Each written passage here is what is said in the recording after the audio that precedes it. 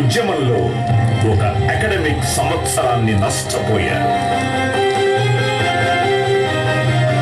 ప్రత్యేక తెలంగాణ రాష్ట్ర సాధనకై మలిదశ ఉద్యమం 2001లో ప్రారంభమై 2009 నుండి 2014 జూన్ 2 వరకు ఉద్ధృతంగా కొనసాగింది.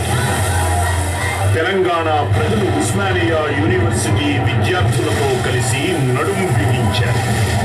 అందుకు ఆర్ట్స్ కళాశాల వేదిక నుంచి ఎలాంటి హింసకు తావివ్వకుండా రాజకీయ పార్టీలకు అతీతంగా విద్యార్థులు ఉద్యమాన్ని కొనసాగించారు.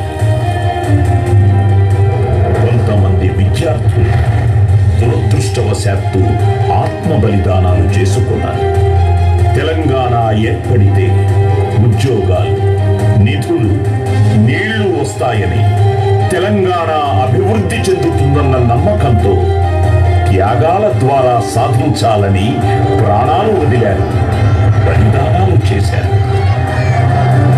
యూనివర్సిటీ ప్రాంగణమంతా పోలీసుల పహారాతో, బూట్ల చప్పుళ్లతో, ప్లాస్టిక్ బుల్లెట్ల వర్షంతో, లాఠీ ఛార్జీలతో ఒకవైపుంటే మరోవైపు ఉద్యమ రూపం ఆటపాటలతో, ర్యాలీలతో, దీక్షలతో, నిరసనలతో, సభలు సమావేశాలతో వెరసి రణస్థలంగా మారింది.